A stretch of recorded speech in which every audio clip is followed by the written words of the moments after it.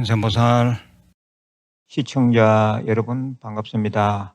오늘은 제3조 성찬 스님의 신신명을 살펴보는 날입니다. 금일 공부할 구절은 개념괴진하고 혼침불호이니라 입니다. 생각에 얽매이면 참되면서 어긋나고 혼침도 좋지 아니하다라는 뜻입니다. 개념괴진이라 생각에 얽매이면 참되면서 어긋난다 하였습니다. 일반적인 번뇌망상은 당연히 그쳐야 하고 대도, 중도, 붓다 등 이러한 것들에도 얽매여선 안 됨을 말하고 있습니다. 여기에도 조금이라도 얽매이면 바로 진리와 어긋남으로 깨달음, 부처님, 참됨 이런 생각마저도 놓아버려야 함을 나타냅니다. 생각이라는 것은 외부로부터 입력된 것으로 그것은 고정관념 같은 것입니다. 이 고정관념에 얽매이면 본 모습과는 거리가 멀어집니다. 그것이 부처님이라 할지라도 자신이 고정관념에 사로잡혀 있으면 부처님을 볼 수 없습니다. 한 공간에 수백 명, 수천 명이 있어도 그 수천 명 각자 대상으로서 보는 부처님의 모습은 다 달라서 부처님의 모습 또한 수백 수천입니다. 한 사람 한 사람이 생각하는 붓다가 다 다릅니다. 그리고 그 고정관념에 사로잡히면 진짜 부처님의 모습은 보지 못합니다. 이는 인간관계에서도 마찬가지입니다. 자기가 생각하고 있는 그 사람의 이미지가 있지요. 사실이라고 믿는 그 사람의 모습은 대부분 자기 생각 속의 그 사람일 뿐입니다. 진짜 그 사람은 아닙니다.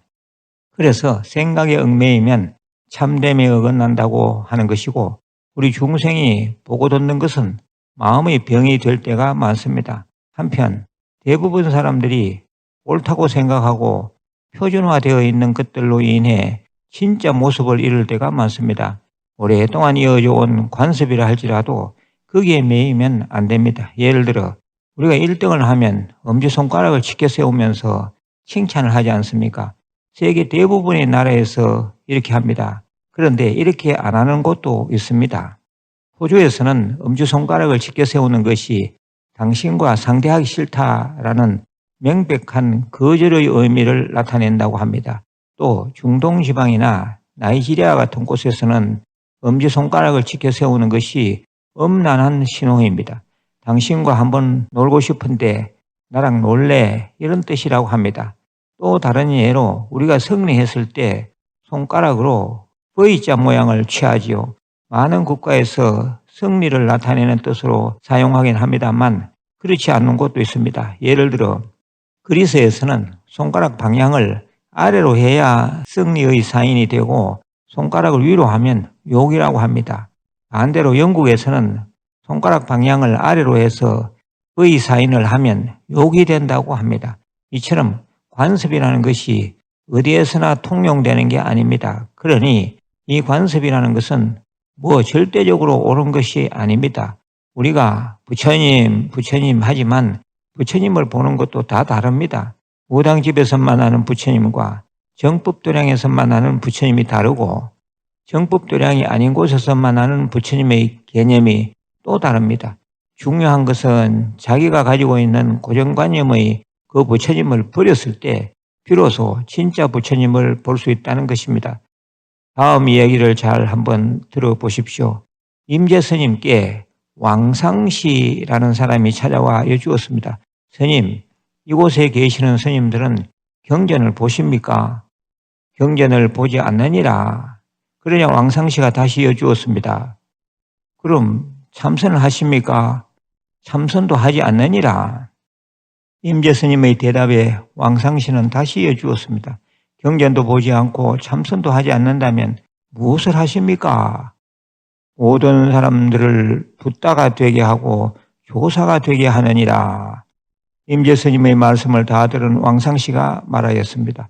스님, 금가루가 비록 귀하지만 눈에 들어가면 눈병이 되는데 이것은 어떠합니까? 왕상시의 말을 들으신 임재스님이 나지막히 말씀하셨습니다. 그대를 속물로만 생각하였는데 여기서 아무리 금가루라도 눈에 들어가면 눈병이 난다라는 이 말은 붓다라고 해도 붓다라는 데 집착을 하면 그것도 병이 된다라는 말입니다. 우리가 사람을 사귀는 것도 역시 그렇습니다. 누가 말하기를 저 사람은 뭐가 어떻하더라 하는 선입견을 가지고 그 사람을 판단하는 것은 잘못된 것으로 진짜 그 사람의 모습을 보지 못하는 것입니다. 그것은 자신도 힘들게 하고 상대도 힘들게 합니다. 좋은 경우라도 그럴지인데 나쁜 경우는 더 말할 것도 없습니다. 또 비리하게 남의 얘기를 많이 하는 사람과 어울리다 보면 때가 묻게 마련입니다. 그리고 인간관계라고 하는 것은 다 상대에 따라서 그 관계가 이루어지는 상대성이 있기 때문에 그 사람들 둘끼리는 뜻이 안 맞을지 몰라도 나와는 또 뜻이 잘 맞을 수 있습니다. 예를 들어 이런 경우도 있습니다. 내가 보기에는 그 남자가 별 볼 일이 없어 보여서 친구에게 대신 소개를 시켜줬습니다. 그렇게 내가 싫어서 내친 남자지만 정작 내 친구는 너무 마음에 들어하면서 결국 결혼까지 하고 사이좋게 잘 사는 것입니다. 그게 바로 인간관계의 상대성입니다. 그러므로 우리는 더욱 조심을 해야 합니다. 나의 섭섭함을 제3자에게 말하면 얘기를 들은 그 사람은 설령 자기와는 대화 한번 하지 않는 그 사람을 미워한다거나 나쁜 사람으로 생각하게 됩니다. 이처럼 정확하지도 그렇다고 옳다고도 할 수 없는 잘못된 정보가 고정관념이나 선입견이 되는 경우들이 사실 너무나 많습니다. 매우 깊이 생각해야 할 문제입니다.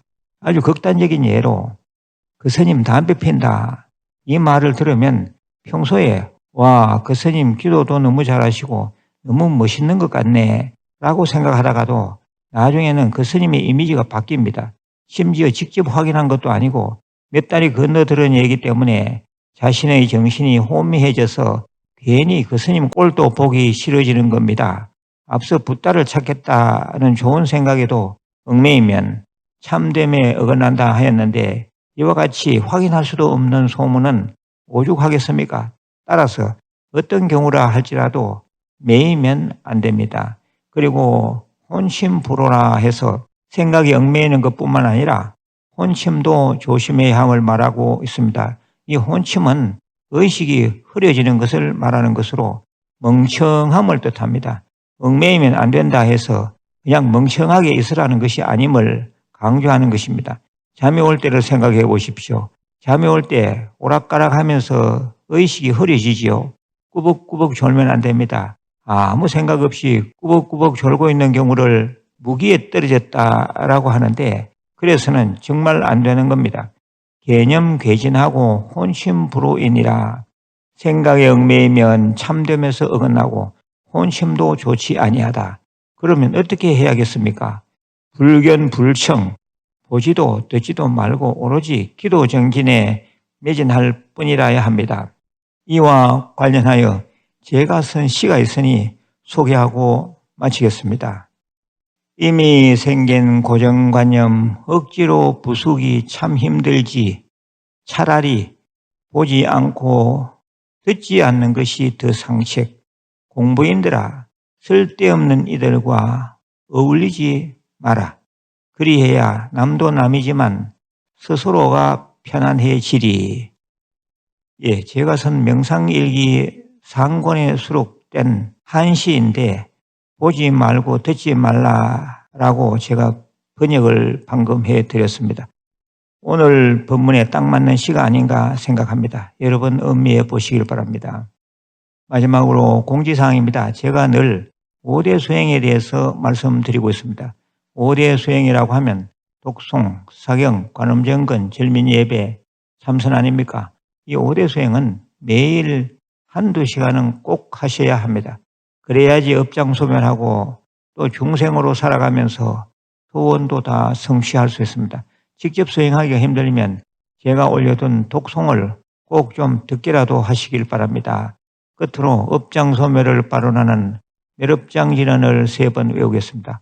오 마르누께 사바하, 오 마르누께 사바하, 오 마른 어깨 사와하. 건강하시고 내일 다시 뵙겠습니다. 관세음보살